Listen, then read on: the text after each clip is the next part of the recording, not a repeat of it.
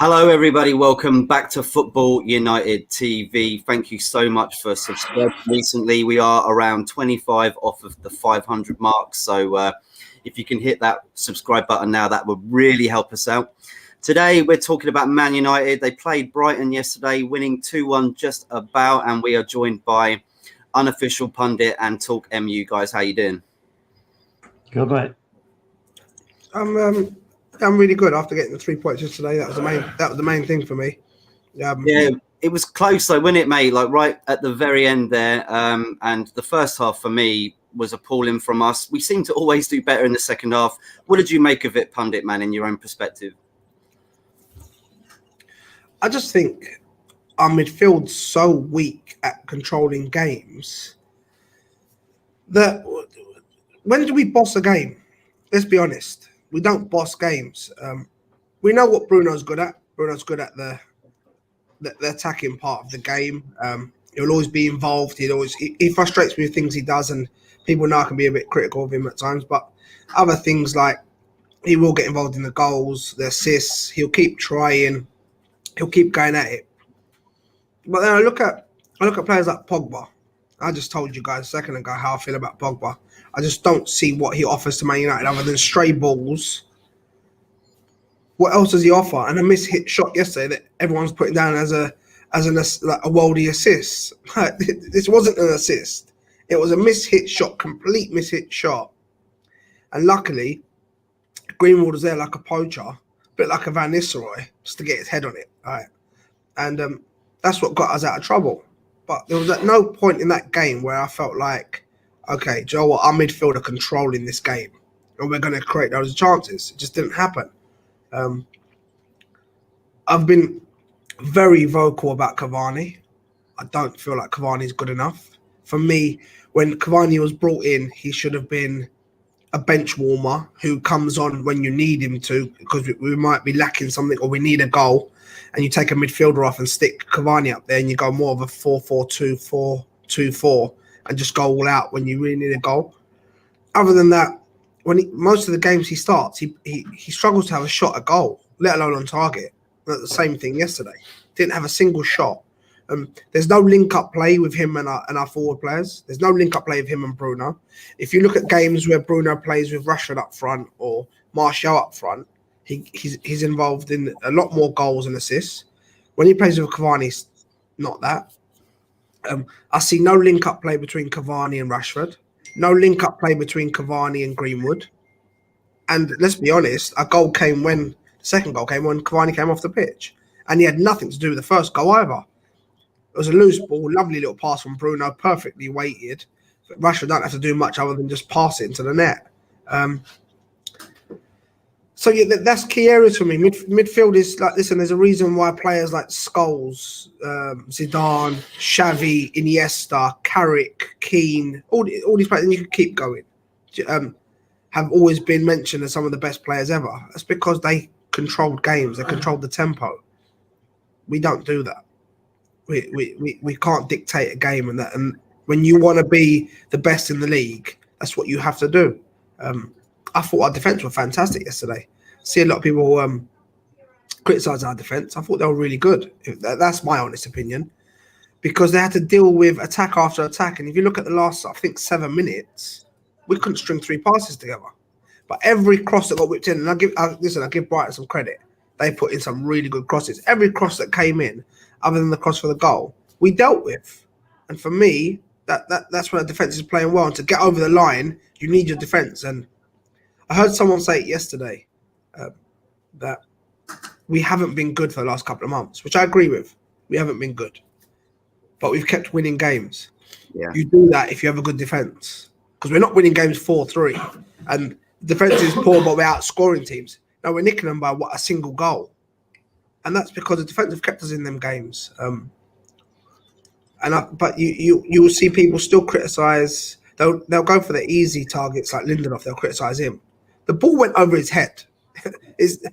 He jumped as high as he could for it. It went over his head. And I always say, no matter what defenders you've got, if the attacking player whips in a great cross and you've got a striker who's good in the air, he will get to the ball at some point before the defender. And that's exactly what happened yesterday. And I think Henderson was a bit unlucky, pulled off a good save. Yeah. But there's nothing you could do with the follow up. But other than that, listen, did we deserve the 3 points? I believe we did. I think we done more than them. We had more of the ball than them. But did we play well? No. It's horrible to watch. Horrible. It was so boring. And the goals came from nothing. Let's be honest. Yeah, it was. And the first half for me as well was dreadful, mate. I'm glad to see at least the second half we come out and tried to do something. And what was it? I think the decision Welbeck was trying to get a penalty, wasn't he? But I think Maguire, wasn't he? And that was good defending. Like, he was on the wrong side of him. He just did enough to put him off the shot. Do you know what I mean? And yeah, it definitely wasn't a penalty. What did you make of the game yesterday, Todd, mate? Do you agree with what Pundit said there? Yeah, I mean, a lot of it. Yeah, I mean, you can't disguise, some of the frailties and inconsistencies that's playing for everyone to see. But I've got to just say about for first thing with Ollie, considering the average team that he's got and what he's doing, and we getting a result when we're not actually even deserving a result. I mean, that shows to me that look, the guy he's obviously got something going with the squad, but the squad. We're just not good enough. We've got too many players that are just not good enough. They're not good enough, and they're also not willing to put in. They're not putting the effort in. Do you know what I mean? There's just lack of effort in there, and 100%. We see them all right when we're building up the play from the back. I mean, if you look at us yesterday, you see Maguire and Lindelof so high up the pitch, and then we're drifting all over the shop. Not really. There's no real pattern of play and ideas about listen, positions, knowing your position and having a role in that position and understanding it and going, look, you're either a ball carrier, you know what I mean? You're a ball carrier, you set the ball forward and you release the ball to a creative player who's going to put the ball in a dangerous area. But if you're going to put the ball in a dangerous area, you've got to have runners and movement into the dangerous areas where the ball's going to go. And if those two things aren't happening, this is what we see: is the ball ping-ponging about, nothing really happening. It goes wide. Somebody tries, like Rashford, trying to do something. Then they get held up because they'll get pressed. Then it gets released back. Then it comes back to Maguire or Lindelof, sideways back. It's like, come on, you've got. I mean, I know what you're saying about Pogba. I mean, I think maybe with different players in the team, he might be able to, change his game up. You don't know. I don't know. We've had that too many years, haven't we, Kaz? Do you know what I mean, mate? Well, talk. I'm going to put it to you like this because I've not spoken to you about it before. And as I say to everyone, when I debate with people or have conversations, especially with United fans that are actual United supporters, which I don't know you, but I'm pretty sure you're a United supporter. Nothing I say take to heart, but let's be honest. We've played Pogba with Matic. We played Pogba with Fred. We played Pogba with McTominay. How many more midfielders do we need to bring in to get Pogba right? Do you just keep buying midfielders until we get him right?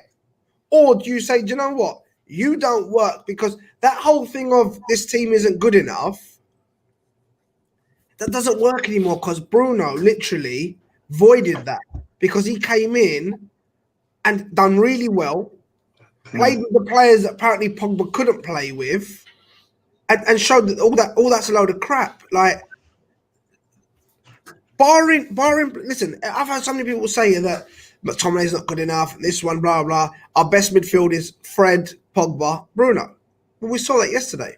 Now, for me, I'm not saying Fred is world class, and I'm not saying Fred is a starter for Manchester United who want to win the league and win the Champions League. But Fred done his job yesterday. His job was to break up play, stop counter-attacks, and be busy in there. Can we say the same for Pogba? Did he do his job? And I'm not talking about being busy. I'm talking about that at the other end of the pitch. Did he create anything of actual note? Did he give their midfield? Did he make their midfield run around? Did he get the better of their midfielders? No. I think Van der Beek did more of that yesterday, right? He was using the spaces, running around I think it was for one of the goals where he moved out the way so that there was a bit of room to slide the ball into, I think it was, who was it now? Bruno. Bruno, sorry. Bruno from Luke Shaw. That pass. Which let's be honest, a player 6'2", 6 to 12 months ago that was hated and despised at Man United, Luke Shaw, he creates more for us in a single half than Pogba does over a couple of games. Like, do we agree? Shaw's come on a treat, hasn't he? Yeah, Shaw's come on a treat, and I believe because he was living with all his mates and stuff, wasn't he, when in the early days at Old Trafford, and he kept that going. But then since last end of last season, he changed how he was living his lifestyle, just around his mates and everything else. All that's changed, and it seems to have done him the world of good because he can, he's 100% focused. Because I was saying about that when I first said about his lifestyle, I was going away and sort of lording it up with his mates, going home, like playing games and all that with all his pals, and thinking, yeah, wait a minute, how can you be at training, absorbing everything that you're supposed to be absorbing, information from the coaching, and then just go home and then just be like playing with your mates on FIFA and whatever games? How are you going to absorb that? You've got to, it didn't make no sense to me. And then it was all evident in some of his play a few seasons ago. But now, I think he's definitely come on a treat. But in terms of the Pogba thing, I don't know. I think it's just a kind of a hope more than anything. But you know what? At the end of the day, if he stays, then there's nothing. We can't really do much about that. We've just got to. We don't know what the board is trying to do. I mean, I will be more gutted if he stays than if we don't sign a player. Yeah. And I genuinely mean that, because every time he's fit and available, Ole tries to squeeze him in. He'll change us to a diamond and things like that, like he did against Leicester. He got that all wrong against Leicester. Leicester are not even that good. I watched them against City. As long as you keep the ball, move the ball well, and you've got your formation and you play your football, Leicester are not better than us, and definitely not 3-1 better than us. He changed it all around to put Pogba in there. You know what it is for me, Talk?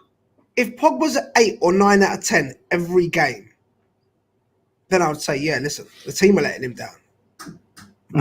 I can count on my hand over the 5 years he's been there how many times he's been a 9 out of 10. Honestly, I can count on one hand.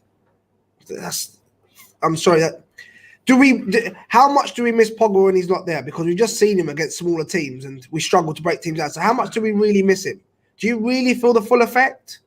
We go on a 9-game unbeaten run and then lose a game and everyone's like, I can't wait till Pogba gets back. We wouldn't have lost that game if Pogba was there. What? We do lose games when Pogba's there. We don't break teams down when Pogba's there. For me, he's the weak link. I'm sorry. He's not a Kevin De Bruyne, is he? You know what I mean? Like, no. And I hate to compare and people say, it's Ole's patterns of playing that. But listen, Pep Guardiola's he's a good manager. And he's got some really good players there. And I hate to say it because I hate to praise City. But let's be honest, that ball, I don't know if you saw the ball that Kevin De Bruyne played through their defence, Leicester's defence, when he split the whole defence open. Pep Guardiola hasn't sat there and told him, okay, you're going to get this chance at some point with this and freeze frame that said, this is the ball you have to play. He hasn't. There's only two players running forward, and Kevin De Bruyne still managed to play a pass that two defenders went for and couldn't get to, and it's inch perfect. I don't see Pogba doing that. I'm sorry, and you've got the runners off you. You've got Rashford making runs. You've got Greenwood making runs. You've got the players that split. And he's not making these passes. So, other than a stray pass yesterday, which led to Brighton's goal, which isn't a shock. How many times did Pogba give the ball away? And then a really bad shot that turned into an assist. What did he do over 80 minutes, 83 minutes? That really made you think, wow, what a game he's had. I put his stats up in the first half, and they're horrible. I can read them out to you guys now. I'll read you his stats from the first half. Because I went in and looked at players. Pogba's first half against Brighton, not Real Madrid, Brighton. 77% pass accuracy. Now you can say your pass accuracy can be low if you're creating chances. 0 chances created, 0 crosses completed, 0 long balls completed, lost possession 14 times. Sounds bad, doesn't it? If I'm looking at it, like Bruno, sometimes he'll have a 77% pass accuracy, but he's got 5 key passes in the game, created 2 big chances. So he kept trying and trying. Pogba didn't. In the first half, he literally done nothing. He was useless. in every way, shape, and form. And I know United fans. Listen, I was like it a couple of seasons, a couple of years ago myself. Like, you just want him to come good because there's a player in there.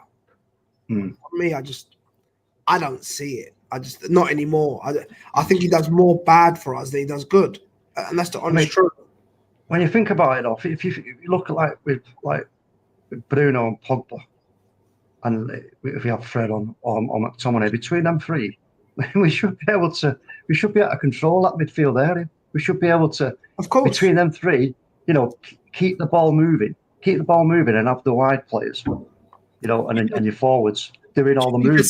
Do you think a CDM will solve that situation? That's what they're trying to look to, isn't it? Well, we've had this conversation before about the DM, the number 6, and everything else. We haven't got one. I mean, if we have a proper out and out number 6, will that? But again, where do we get one? Sorry to butt in there. Do you know what? Before yesterday's game, I'll be honest with you, that's what I thought we needed as well, a Declan Rice. But you take Fred out and put Declan Rice in, there's no difference. Declan Rice isn't a creator. He breaks up play. Fred done nothing wrong yesterday. Fred's weak point yesterday was going forward. Yeah. Well, Declan Rice he's okay going forward. I've seen him, and he can make good runs, but he's not your Kevin De Bruyne who's going to make the play. He's not your Paul Scholes who's going to pick out the passes for you. So after watching yesterday's game, there was no excuse that McTominay played if we had a better player. No, you had Pogba and Bruno on the pitch with Fred. And I'm sorry, that's meant to be our strongest midfield, and they couldn't break down Brighton. So chucking a DM in there, which I feel now is a lazy way for midfielders. Oh, I'm not a AM, I'm a DM, or I'm not a DM, I'm an AM. No. Paul Scholes used to play the 2.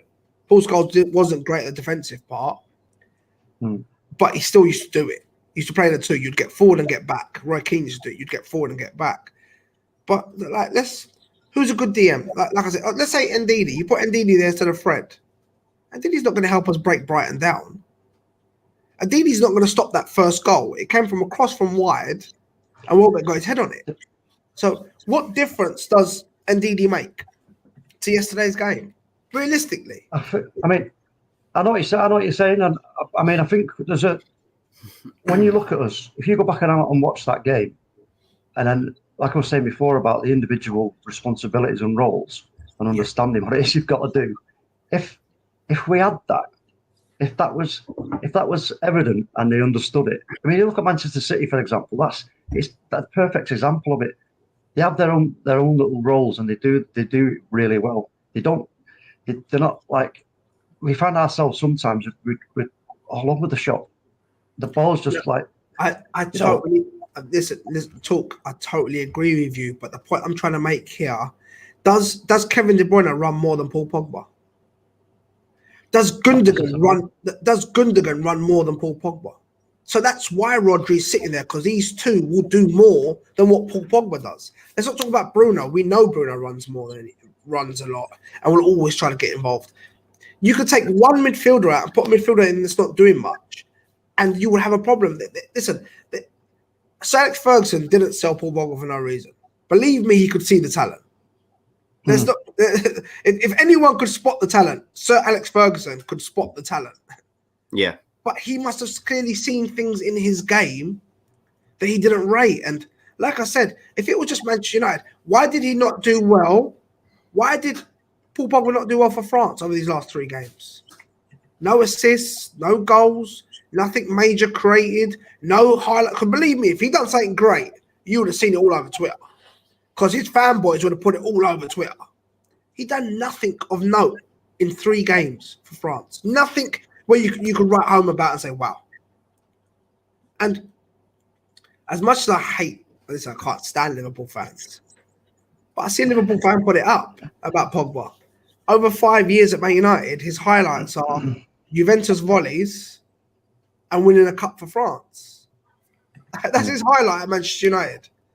Shouts out to Miss Melina, Luca, and Stephen. Stephen, we will get you in a little bit. I wanted to ask you this as well. Like, it is always Danny Welbeck that gets that goal against us. He does like Oh, scoring God, damn it, you! Like, what, that hurt me a little bit. And he was cheering and celebrating, the mank boy, and it killed me, man. It always seems to be right, hold on. That's not right, mate. He's left the club like for a long time now. You know what I mean? He's got no ties to Man United. You know what I mean? It's a club he was at when he was a kid and everything else. But when you've gone and all that, I mean, in his heart, he still loves the club, but he's a professional, isn't he? He's just going to go out there and do his job. Do you know what I mean? I agree, totally agree with Talk there. He hasn't been at United for many years, and I think if Welbeck hadn't got all them injuries and was doing really well in his career, and maybe scored against United, he might have just put his hands up and been like, "But for Welbeck, this is big. This is big." You got to remember, this poor kid. Well, he was a good player. I'm not saying he was world class. I'm not saying he was Andy Cole or anyone like that. But he was a good player, and he would have been a good squad player to have now, because at the end of the day, we're struggling in that number 9 position. It didn't work out. Loads of injuries. When he came back for Arsenal, he then fell on his ankle. Jumping up for a header, he fell on his ankle and broke his ankle. Like, he's been really plagued. And to be honest with you, to see him score yesterday, if it was going to be anyone that was going to score for them, I'm happy it was him. That's the honest. That's the honest truth, because I wish him all the best. Because there's no doubt he still loves Manchester United, and there's no doubt a little piece of him yesterday was like, he's happy we won. I guarantee you, because he's a Man United supporter. So, yeah, for me, listen, I like Welbeck. I wasn't upset about it. I was more upset with the way he was playing, to be honest. There was not at any point where I thought, oh God, Brighton have scored. We're going to struggle here. I used to feel like that under LVG, even under Mourinho. If we were at 1-0 down, I struggled to see where the goals would come from. Definitely Mourinho, yeah. I mean, but do you not think? I mean, when I watch us, I just can't help but feel like we try and overplay it. We try and overplay. We're doing this 4-2-3-1 system without a DM. We've got this kind of unbalance in the midfield. We've got really on paper great forward players, but we overplay it. We overplay it. We try and do too many things in the middle of that park, and it's the idea of this system. The idea of this system is your wing backs get up, your two defenders get high up the pitch, so that everybody's ready in a position to press the ball if you lose possession. You've got your cover. We haven't got that DM who can sit floating in front of them, who can receive the ball, make the passes and everything else. We did yesterday. Fred done that job. Have you seen Fred's stats for the game? I know what you're saying, but I don't remember at any point Fred getting turned inside out. So this was a chance for Paul Pogba to get forward, to really go and hurt Brighton. And he didn't. So I hear a lot of people say, I used to say it myself, so we're unbalanced in midfield. But are we? Yes, there was a perfect chance. This is why all the Pogba fanboys have been screaming for us to play Fred, Pogba and Bruno. Because apparently Fred was going to do all the dog work and Pogba and Bruno were going to open these teams up. I didn't see it yesterday, mate. I'm sorry, I did not see one bit of it yesterday. I didn't. This is what I'm still saying. Can anyone give me Paul Pogba's highlights yesterday? What was his highlight yesterday? I can tell you. Walking on the pitch and then walking off again. I think. Yeah, his two highlights was, like I said, a stray ball to Brighton for their goal, and then a complete miss-hit shot that would have been going out for a goal kick had it not been for Greenwood. That was 2 highlights. I just want to shout out Miss Molina. We've beat Milan. We're through. We got Granada next. Is it this week, actually, guys? Thursday. We're playing in the Europa League. What's that? We're playing Granada this week, yeah. This week, yeah. So it's Thursday. We've done Milan, Miss Molina. You're well behind on that there. Sorry, what was we saying? Yeah, we were talking about Pogba, weren't we? Yeah. How does he get into the French team though? He's not doing very well at United. He hasn't done for many years. He still seems to get into the French squad, and he's going to get in the European squad, isn't he? I don't know why. I can't see why. Why does that happen? It's the status. It's Pogba, the name. You've got to have him in the French squad no matter what, even if he's crap. He's a bit of a baby for the French. He's like he's the poster boy and everything else. But like Unofficial said a while ago, we know that there is a baller in Pogba. Now, it's just whenever a lot of the time, if he can sort of get himself G'd up to go out and actually do it. And if let's have it right, we have to be honest with ourselves here. If this is if Pogba's heart is not 100% in Old Trafford and the plan and the manager and the coaching, then this is probably half the reason why we're seeing the performances we're seeing since he came back to the club. If this was all a money thing, and a kind of stepping stone, which has gone a bit south because of COVID, let's have that right as well, then that we have to take Pogba out of the equation and just go, okay, he's going to be going, he's going to have to move on. But the worrying thing for me is, as much as I love Ollie, I'm not Ollie out, I won't be Ollie out until he actually fails. Because in my opinion, at the moment, he's not failed. I can't see where he's failed. I mean, all right, going in the cup competitions last season, we didn't do well, and this season, we went out of the cup. But as it stands now, second, we keep getting the results. But where does this improve with more signings? Because if with the players that we've got now, I know, like I said, that it's an average team, but there's still some good individual players in there. Can you see it improving if we get new players in? And at the end of the day, don't forget, we ain't going to get loads of players this window. If I'm honest with you, my first issue is the board, and will always be the board. And why I said that, I said it yesterday when I went live on somebody else's channel. Mourinho got second place, didn't get the players he wanted in the summer, spat his dummy out and went to sixth.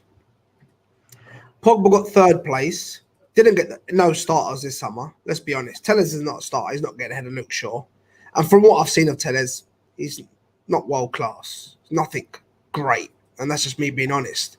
Apparently he's got a great delivery. I'm yet to see it. He's not very good defending. He's okay at going forward. And he's 28, so he's not going to get better. Luke Shaw's 25. So you've got Tellez, who's not a starter, Cavani, who's not a starter, Donny van der Beek, who's not a starter, Diallo, who played 52 minutes for Atalanta in total, never played 90 minutes of football, and Palestri, who we've loaned out. We had one of the worst summers on the books, and Ole took us from third to second. So all that, Mourinho, if had Mourinho got the players he wanted, we would have blah, blah, blah, this and blah, blah, blah, that. And Ole got the players he wanted, we possibly could have. Had we got Sancho, it would have been a totally different story. A lot of the games where we've failed to break teams down, we've needed that extra spark. Sancho would have been it, because you've seen Dortmund, apparently, I think they've had one win in the last 5 games without Sancho while he's been out, injured. So it's not all Haaland, it's Sancho, because Haaland's been there for those 5 games. And they've only won one of them. But Sancho hasn't been there for them games, and they haven't won them. So it just shows you how important Sancho is. Had he got maybe another striker that he actually wanted rather than Cavani, who's finished, it would have been a different story. We would have had more options going forward. So for me, I support Ole fully, 100%. I think he's doing a great job. I see progress. I will never be able to question him enough unless we get the players. Then I can say, do you know what? Okay, now he's got to win something. And if he doesn't, then I can sort of say, all right, do you know what? Maybe he's done a great job rebuilding us, what he was brought in to do. But to go to that next step now, we might need someone else. But I can't say that until, like I said, until we sign the actual players. And do I see us sign anyone big this summer? No. No. Kaz, mate, what do you make of Lucas's comment here about Pogba? I mean, I'm not crazy. I really don't think he deserves to be in the French squad. He hasn't had a season. He hasn't really been about. He's had injuries. He hasn't been consistent. Are we wrong on this, Pundit, mate? How many players get dropped for their national team if they haven't had a good season? Pogba hasn't had two seasons now. He hasn't had good seasons. It's 2 seasons now. He didn't have a good season last season. He hasn't had a good season this season. And like I said, show me his highlights over the last 2 years for France. He's done nothing. Let's forget the World Cup final where they were playing against a very old and washed-up Croatia team, and they outplayed them. Was probably the easiest World Cup France are ever going to have, because you had teams like Germany, Spain, Holland, Italy, all disappeared. That's why England got to a semi-final. Let's be honest. What has he done? What has he done over the last 2 seasons to say, yeah, you know what, he should be a starter in the France squad? But the only issue is France's midfielders ain't great. Kante doesn't look a shadow of himself since they've moved him about in the Chelsea team when they've ruined him a bit. He doesn't look his old self. Kante, for me, was the best defensive midfielder in the world. I don't think anyone could even question that. He won the league with Leicester, went straight to Chelsea. They weren't a great Chelsea team. I won the league with them. So back-to-back with two different teams. Can't question Kante. He's a monster. Other than that, who have France really got in that midfield? Sissoko? Shit. Our Spurs fans. And Ndombele, who Spurs fans are going mad over, but struggles to break down teams. Got shut on by Arsenal. Looked lost yesterday against Newcastle. Who else have they got in midfield? Trying to think who else they got. It's not as if people act as if they're spoiled for choices. No, they've got a few kids in France that apparently look good. But we know what the French league is, let's be honest. We know what the French league is because Arsenal paid 72 million for Nicolas Pepe. And it's a truth. It's a truth. I'm sorry. Nicolas Pepe has been dog shit. There's no Arsenal fan that can deny that because listen, the proof's in the pudding. That's like me sitting there saying, you know what, Daniel James has been world class. No, he hasn't. But the good thing for us is we paid 15 million pounds for him, and he's on 40k a week. Arsenal paid 72 million, and believe me, they're not getting anywhere near that back. Nope. No. So listen, there's people out there that absolutely love Paul Pogba. Good luck. Go on. I think, when you really analyse Pogba, his style of play, everything else, I think maybe it just could be a simple case of he's not suited to the Prem. He's just not suited to the pace. I don't think he's anywhere near suited to the Premier League. It's way too fast a tempo for him. But the issue for me is Pogba fans say that he's sitting too deep. But for somebody who wants to spread the ball and slow the play down, that's the perfect position. Yeah, that's where someone. To be fair though, is that you got to remember, you can have a justified reason that Pogba is too slow for the Premier League. Because where do you get him from? You got him from Juventus. You got him from Serie A. We know how slow Serie A in Italy is compared to the Premier League. So it's like with any European league, it's going to be slower than what we get in England. But with the Italian league, it's like the slower the slow. So I can see why Pogba does not meet the sort of the physicality or the pace of the Premier League. I look at it like this: he's got less goals than Scott McTominay. Like come on.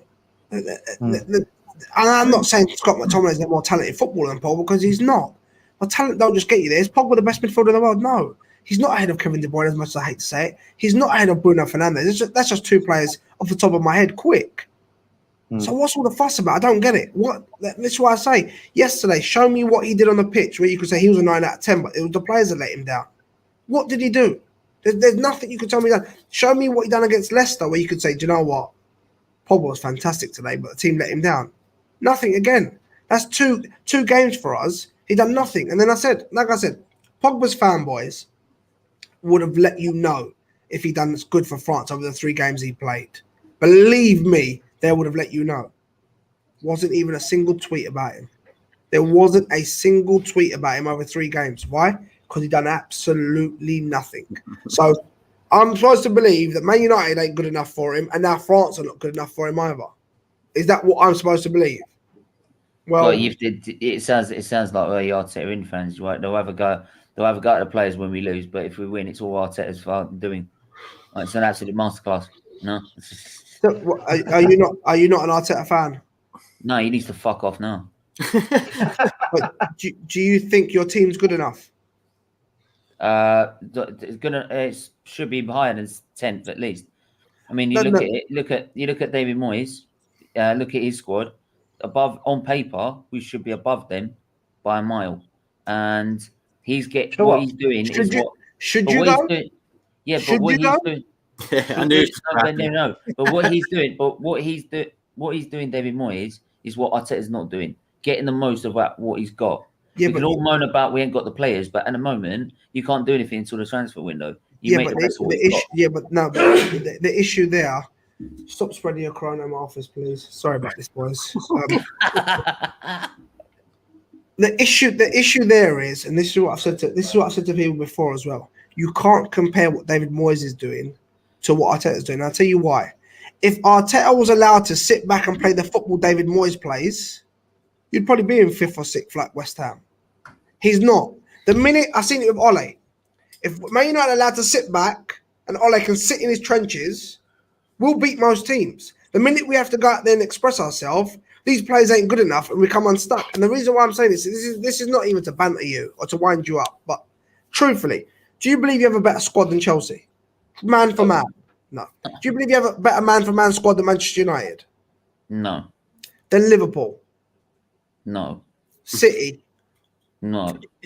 So do you not feel that you might not feel Arteta's good enough, but what's going on behind the scenes definitely is not good enough? And I swear to you, I'm not doing this to banter you. I looked at listen, I used to be deluded thinking it's just the managers a couple of seasons ago. And don't get me wrong, LVG wasn't good. Don't get me wrong. I don't think it's just the manager. There's a massive issue that's going on with Arsenal and the way it's run. Right? It's totally mismanaged for the last how many audience since we last won the title. It's been mismanaged ever since.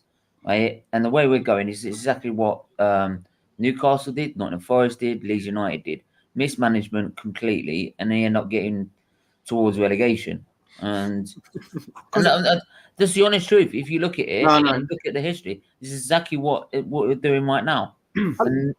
I look at your signings, honestly, and this is not to take the piss. I'm not saying that Man United, listen, I just said that Man United didn't have a great summer at all. But I look at Arsenal signings and it's Ceballos, who's never made it, because if he had, he would be at Real Madrid right now. The other Real Madrid player, Odegaard.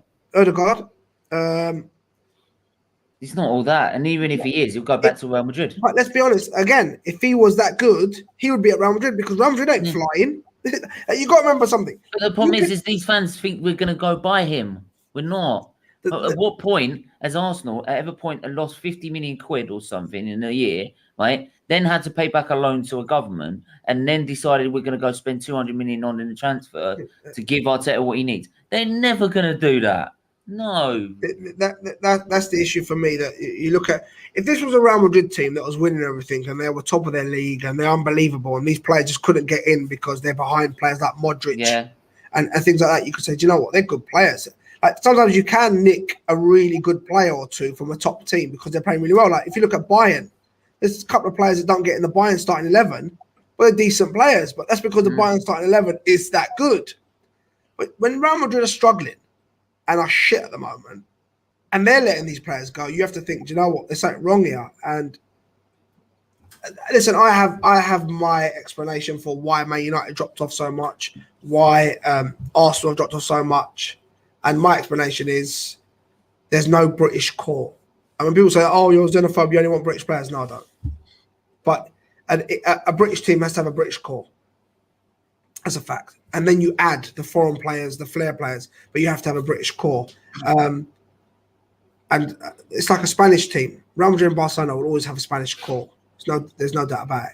Juventus are the best team in Italy. They might not win the league this year, but they're the best team. They have Italian core. Bayern have a German core. And that's why Barcelona bought back Piqué from us, wasn't it? Because they were worried that, you know, when Puyol would retire, they needed that Spanish core. And from Catalonia as well is Spain never listen. People think Spain are this unbelievable side. They'd never won the World Cup until 2010. They'd never won the World Cup. They hadn't even got close. They never won the Euros, anything like that. What happened? Barcelona came through with this unbelievable crop of players, that predominantly Spanish, and Spain went on to dominate for a little while. And this is, if I look at Manchester United, look at their last the two teams that dominated the Premier League in 99 and 2008, you had 5 or 6 starting British players, British/Irish. I know Irish, half of them don't want to be called British, but I just put them in the same bracket. You had 5 or 6 starters, not squad players, starters. And there's a reason why we're the only team to win the Premier League 3 times on the trot, twice. And that was them 2 teams. If I look at, I'm not saying it's the only players, but if I look at some of Arsenal's main players when News were challenging for the league, Adams, Campbell, Ashley Cole. These are British Our players. Invincible team, we had Cole. Paul and Keon were only coming on because they were getting on their last stage. But you had Campbell as well, didn't you? We had Campbell as well in the centre of defence. And look at that. Because you didn't have enough British players, what happened after that? You completely capitulated. And you see it with a lot of the teams. You see it with a lot of the teams that have foreign players. Chelsea do it. Chelsea have so many foreign players. Wenger split that team up way too early. Yeah, but you capitulated the next season. And that's not right. It's the minute you lost to Manchester United, a lot of them foreign players, their heads go. Because you got to remember, I'm a foreign player. I don't really give a shit as long as I'm cashing my money. That's what I'm playing football for. I'm not in the country I love. I'm not around my family and friends every day. I don't really care. I want my paycheck. If we're not winning the league, it doesn't matter if we finish 2nd, 5th, or 10th. Don't really matter. You say capitulate though. We didn't finish that bar in Chelsea. We only finished about 2nd. We still won the FA Cup. What I mean is capitulated. You didn't. You should have. From a team that went invincible, you should have won the league the next year. Or if you just finished 2nd, you should have been winning the league the following year. It's not as if you lost. It's not as if you lost 7 or 8 of your starters. You should at least be winning the league the next year, and you didn't. And since then, it's just gone downhill. Where I've seen it at Manchester United. We stayed hungry because Sir Alex, not only would he always have a British core, he bought players from the Premier League. He always bought the best or the second best from the Premier League. When he couldn't get Alan Shearer, he never went out in the market and started scouring for the first foreign name that popped up. He looked at Dwight York and thought, do you know what? I can see something in you. I can use. Yeah. He done it in the Premier League. And don't get me wrong. I've grown up with the Arsene Wenger, the Arsene Wenger Fergie era, and obviously, as a kid, I watched. Obviously, when we won the double, he stayed up that night. I was allowed to for once instead of going to school. And obviously, that night, it was watching Ferguson. I didn't like the guy. I hated the guy because he was a rival. But in the end, you got to sit there and I look at his achievements. And you're like, fucking hell! I wish I could have a manager like that. It's just, that guy is going to be the man of the Premier League. That is a fact. No one can take that away. I look at it like this. Let me give you an example. Yeah? Even if Guardiola won the quadruple this year, I'd still say Ferguson's better for me because of the level of the man. I'll give you the man of respect as well. You've also got to look at the level of the teams back then in Europe and things like that.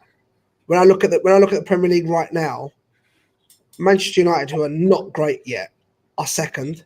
Leicester are 3rd. West Ham can go 4th again today. Like, I would say though that this year though is that I can get that, and it's been a weird year to be honest. Though look at the previous years before, the competition in the Premier League is so much higher now. So that's like when you say with Guardiola, people say, "Oh yeah, he's been doing that." Remember 17-18, and also with Liverpool until they played Watford, everyone was going, "Oh, they can match." Let me ask you a question. They could better it. I was just going to say is that they can manage. They could go for the invincible season like they did with Arsenal and beat it. But in the end, the competition in the Premier League is just so great. I don't think you're going to see it again. Is it the competition though, or is it the top teams have fallen off? So I look at the Champions League right now, and other than Bayern Munich and maybe City, the rest look shit. I think it's a mixture. I think it's a mixture of the both. Because you see now Leicester improved.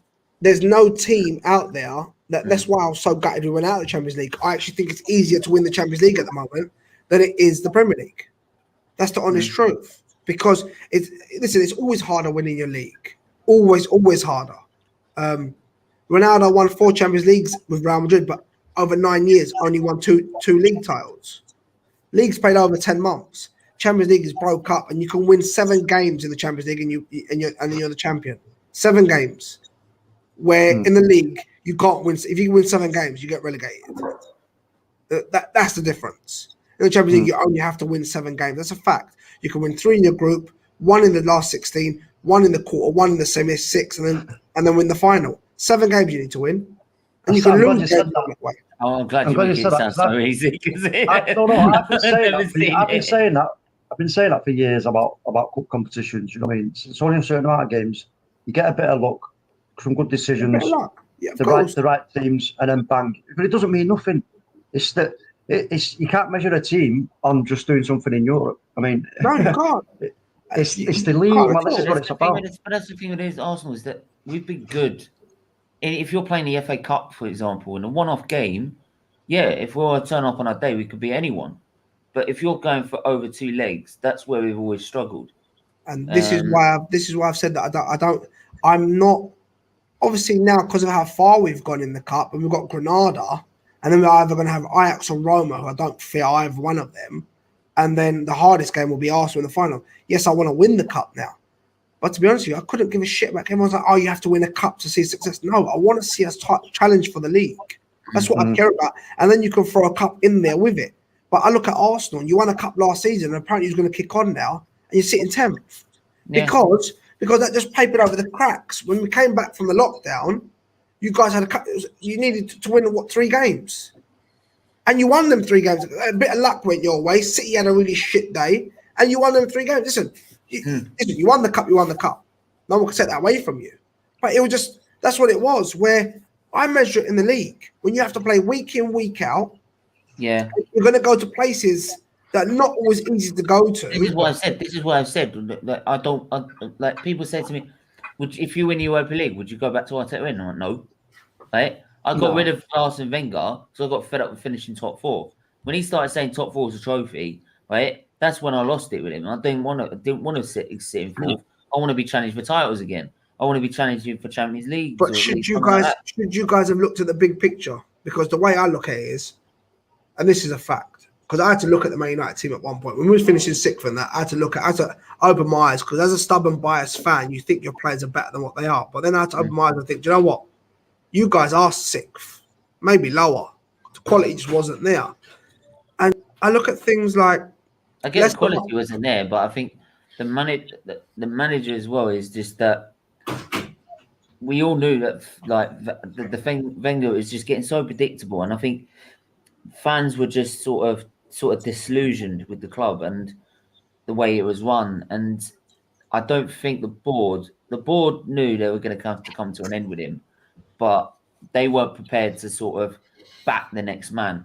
They only give Emery 50 million quid, and yet he managed to get him 1 place higher with not so much a better squad and into a European final. Of course, something that Arsene Wenger couldn't do, and yet everyone slags off Emery for not being a great manager. Well, I'm sorry, he's better than Arteta. I don't care what anyone says. Oh yeah, I thought you lot were wrong sacking him. I thought you lot got it all wrong. I look at it this simple. When I saw some of the games that in the end it was so bad. Yeah, but it wasn't him. But it wasn't him. You can listen. I promise you now. You can sack Arteta today and go and get look how Jose Mourinho. It's not happening for him. If you don't get the players, you don't have the squad. Don't matter who you are, it ain't gonna happen. Leicester won the Premier League. Manchester United and Arsenal, who were the 2 biggest clubs in England still at the time, didn't go for Kante, didn't go for Mahrez, didn't go for Jamie Vardy, who's consistently over the we went for Granit Xhaka. Over the last 6-7 years, since they've won the league, consistently Jamie Vardy's scoring 20 goals a season. He's always up there in the top 2 or 3, unless he gets injuries. Why? Manchester United need a striker. They went and got Zlatan Ibrahimovic, who was 36 years old. Then they went and got Lukaku. Now they've gone and got Cavani. You could have just got Jamie Vardy and it would have solved all your problems for 5 or 6 years. We were going to, but he decided I'm going to stick him on the wing. I'm going to play him up front. So he's very loyal as well to Leicester. He was like, but the thing is, Vardy would have come. But you didn't put in a serious offer, did you? Yeah, but Vardy made it that would have come. His Wenger decided, if you're coming, you're on the left.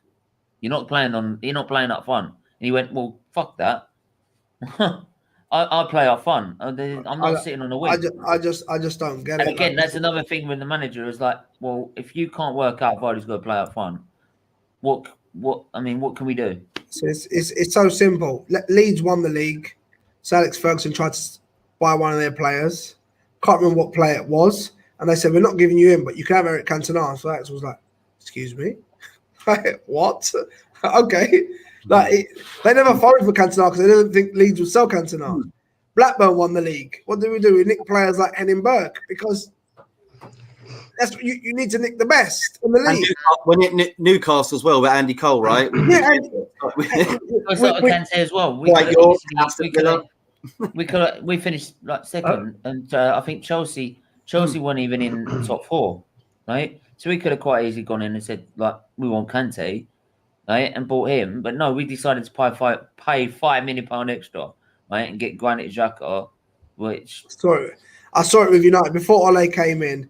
Out of the 26 players we signed, 24 were foreign players. Only 2 players were British. Luke Shaw and Lee Grant, a third choice goalkeeper.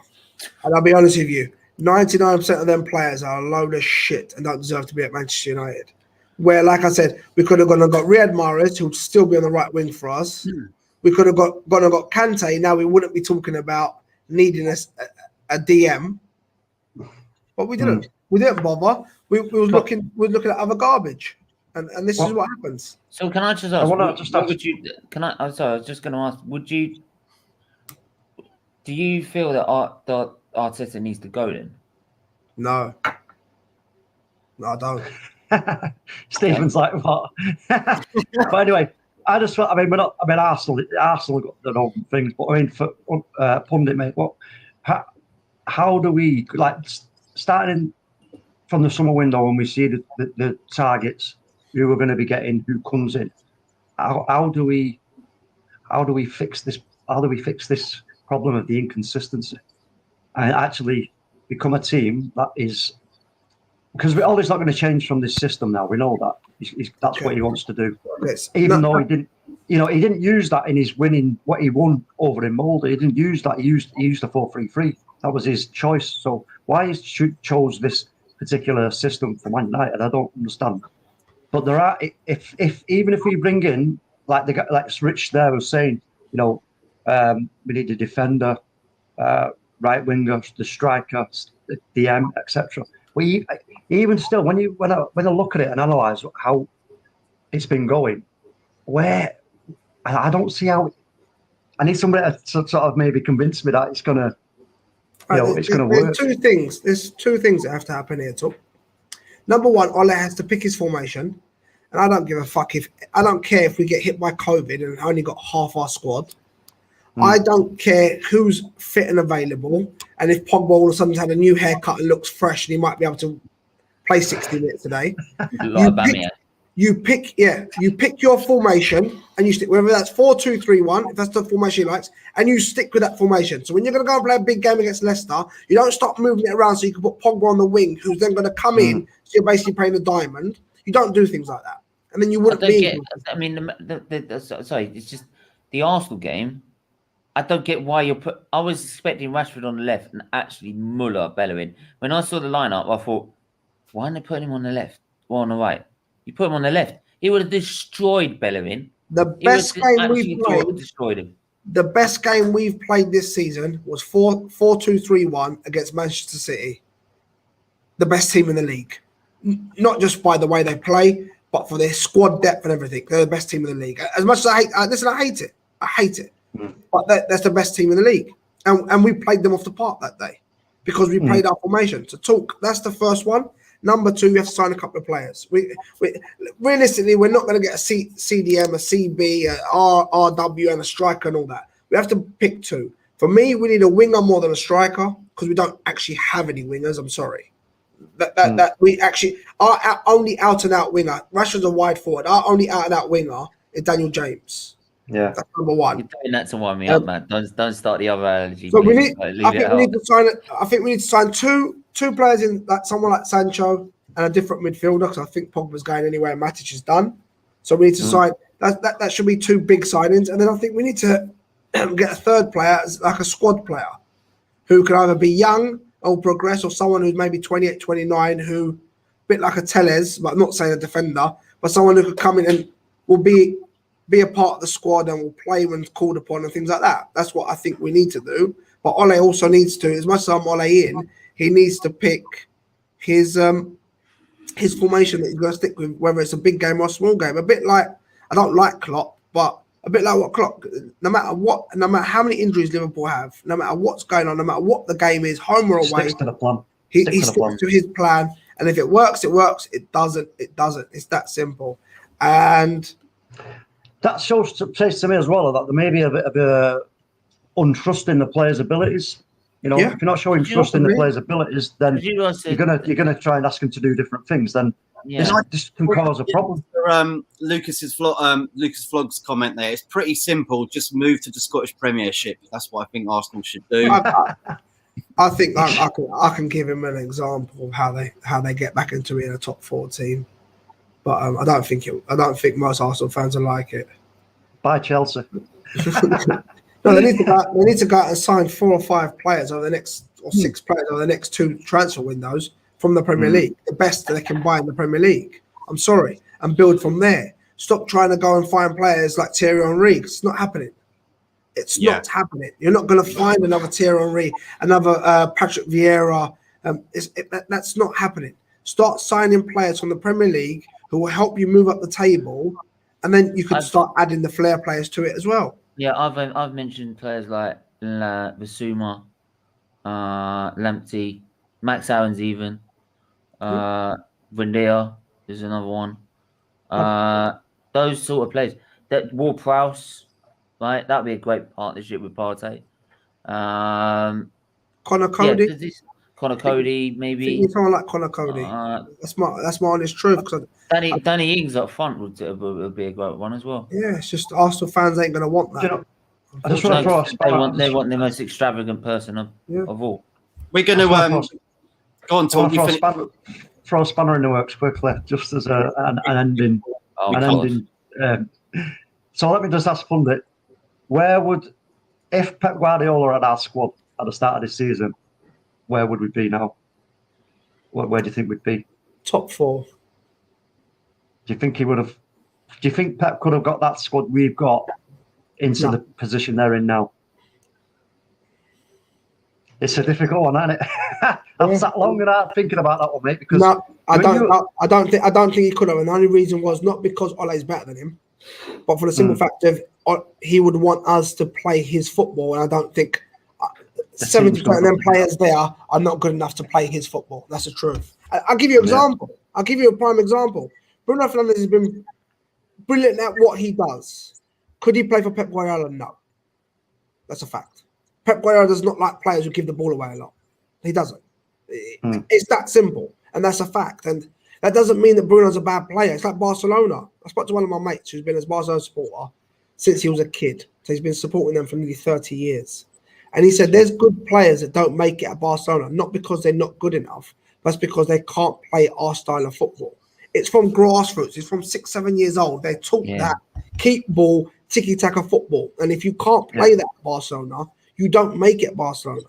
And that's the truth. And it's not, like I said, it's not because you're a bad player. It's because you can't play that football. And that's why players like Gundogan's not as good as he's looking this season, but he fits Pep Guardiola's system. He fits the way he wants to play. Jesus ain't a fantastic striker, but he fits what Pep Guardiola wants. And I can go on with loads of his players. Fabian Delph, he had him playing left back. Because when you have a system of the way you want to play, you can chuck a player in there. So Alex Ferguson was great at it. We played John O'Shea in midfield. John O'Shea in midfield. That's what we've done. We played Phil Jones, the great Phil Jones, in midfield against Aston Villa, and Phil Jones scored. It's the pig's boots, Marcus. Salmon boots. Because there was a way of playing. Sir Alex had his way, and he could get play. He stuck with that, and he could get players to play it. And he could get players in position to do. They may not be the best, but they do a job. Do you know what it is? Do you know what? Do you know what? People have a go, and the fact that El Nenny's not a great player. Let's put it that way. He does well. He puts a good shift in, but he's not talented, right? And he's not good enough, right? But the thing is, the why I pick him over Xhaka every bloody time is because Xhaka will try and be the Mr. Extravagant, right? I'm this, I'm that, and play an absolute stupid ball or make a stupid mistake. El Neni, as a DM, will rather just sit there and just look. He's going to play safe. He's going to pass backwards. He's going to pass sideways. He's not going to pass forward. But as a DM for me, I'd want someone who could do that because it calms the situation down. Keep it simple. It keeps Matt, it Matt, calms you everything got to down go, in ain't ya? football. Yeah. Yeah, Matt's got to go. Matt, thank you very much. I've got to go for a pee. Like, I'm so dying. Everybody, thank you so much for tuning in. Thank you as well, Unofficial Pundit, Stephen and Talk for coming in, and everybody else in the... It's nice to meet you, Unofficial Pundit. It's nice to meet you. You too. Yeah, same, mate. I'll Same, follow you mate. on Twitter. Then get on my channel at some time. No problem, mate. 100%. And everybody have a pleasant bank holiday Monday, wherever you are in the world as well. Have a pleasant morning, afternoon, evening, whatever time of day it is. And subscribe, share, like, and support everybody else. Actually, before we do, I've got to shout out your socials and so let's start with you first, Talk. Yeah, just iTalkMU on Twitter, and you can find me on SVT TV. Brilliant. And here. Pundit. Unofficial Pund1 on Twitter and Unofficial Pundit on Instagram, Facebook, and YouTube. Cheers, mate. And Stephen, last but not least. Yeah, you can find me on Featley TV, F1 football, Arsenal content. Find me at Featley and on Twitter, and Stephen Featley on Instagram. And just subscribe to the channel. Nearly 1K, and